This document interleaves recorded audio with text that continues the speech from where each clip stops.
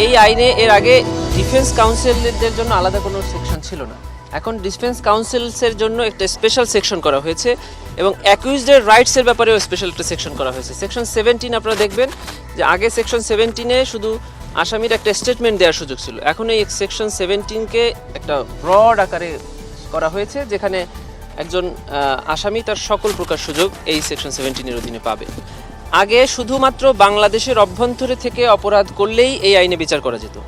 এখন যেটা করা যাবে সেটা হলো বাংলাদেশের অভ্যন্তরে থেকে অথবা বাংলাদেশের বাইরে যে কোনো টেরিটরিতে থেকে যদি বাংলাদেশের ক্রাইমস এগেনস্ট হিউম্যানিটি বা জেনোসাইড করা হয় তাহলে তাকে বিচার করা যাবে। আবার বাংলাদেশের অভ্যন্তরে থেকে যদি কোনো বিদেশিও এ ধরনের অপরাধ করে থাকে তাকেও বিচার করা যাবে। আগে আইনের সংজ্ঞায় টর্চার, কনফাইনমেন্ট অ্যান্ড অ্যাবডাকশন সব মিলিয়ে গুমের একটা ব্যাখ্যা ছিল। এখন আন্তর্জাতিক আইনে যেটা আছে সেটা হলো ফোর্সফুল ডিসঅ্যাপিয়ারেন্স, সেই সংজ্ঞাটাকেও এই আইনের মধ্যে সংযুক্ত করা হয়ে এখন গুমের জন্য স্পেশাল বিচার এখানে করা যাবে। এবং আন্তর্জাতিক আইনের যে ব্যাখ্যা এই অপরাধের ব্যাপারে দেওয়া হয়েছে রোম স্ট্যাটিউটে স্পেশালি, সেটাকে এখানে অ্যাজ ইট ইজ ইনসার্ট করা হয়েছে। এর সাথে আগে এই আইনের অধীনে কোনো কম্পেনসেশন বা ক্ষতিপূরণ দেওয়ার কোনো বিধান ছিল না, সেটা এখন এই আইনে রাখা হয়েছে। যদি কোনো অপরাধীর সম্পদ থেকে অথবা রাষ্ট্র থেকে কোনো ভিকটিমকে অথবা কোনো উইটনেসকে বা ক্ষতিগ্রস্ত ব্যক্তিকে কম্পেনসেশন করতে পারবে রাষ্ট্র বা সরকার এই আইনের অধীনে। সেখানে বলা আছে যে এই ট্রাইব্যুনালের অধীনে অন্তর্বর্তী কোনো আদেশ যেটা কন্টেম্পট অফ কোর্ট এখানে ছিল সেটার এগেনস্টে অ্যাপিলেট ডিভিশনে অ্যাপিল করতে পারবে যে কোনো ক্ষতিগ্রস্ত ব্যক্তি। আইন শৃঙ্খলা বাহিনীর ব্যাপারে আগে ছিল যে কোনো আর্মড ফোর্সের এগেনস্টে এখানে ট্রায়াল করা যাবে, কোনো member of the armed force.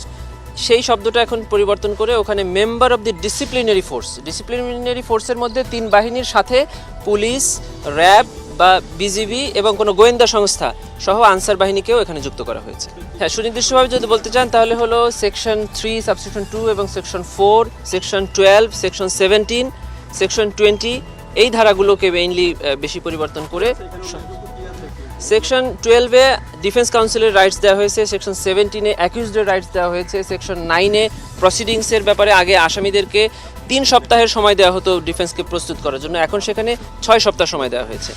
আগে প্রসিকিউশন লিমিটেড ডকুমেন্টস ডিফেন্সকে দিতে পারতো, এখন কোর্টের পারমিশন নিয়ে ডিফেন্স যে কোনো ডকুমেন্টস কোর্টের কাছে চাইলে পাবে। স্পেশালি যেটা আমরা সবচেয়ে বেশি ফেস করতাম আগে ডিফেন্স কাউন্সিল থাকা অবস্থায় সেটা হলো at the time of charge hearing ডিফেন্সের তার সকল সাক্ষীর নাম বা তালিকা দিতে হতো। এখন আইনে সেই পরিবর্তনটা এনে বলা হয়েছে যে defence at any stage of the trial তাদের সাক্ষী বা তাদের ডিফেন্সকে ট্রাইব্যুনালের সামনে প্রডিউস করতে পারবে। হ্যাঁ, এখানে পলিটিক্যাল পার্টির ট্রায়ালের জন্য কোনো সেকশন রাখা হয়নি, কারণ আমাদের দেশে পলিটিক্যাল পার্টি ট্রায়াল করার জন্য আরও অন্যান্য আইন আছে। আমার ধারণা হলো যে সেটারও সেফগার্ড এখানে রাখা হয়েছে। আসামি এবং ডিফেন্সকে সকল সুবিধা দিয়ে আবার সেখানে বলে দেওয়া হয়েছে যে কোনো ইনঅর্ডিনেট ডিলে যেন এই ট্রায়ালে না হয় সে ব্যাপারে ট্রাইব্যুনাল যে কোনো ডিসিশন নিতে পারে।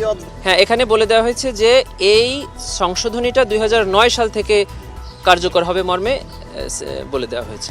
এখানে আরেকটা স্পেশাল সেকশন করা হয়েছে, যদি এখানে ট্রায়ালের কোনো পর্যায়ে বোঝা যায় যে এই আসামির বিরুদ্ধে যে অভিযোগ সেটা এই আইনের বিচারাধীন না, তবে এখান থেকে ট্রাইব্যুনাল আদেশ দিয়ে তাকে রেগুলার কোর্টে পাঠিয়ে দিতে পারবে।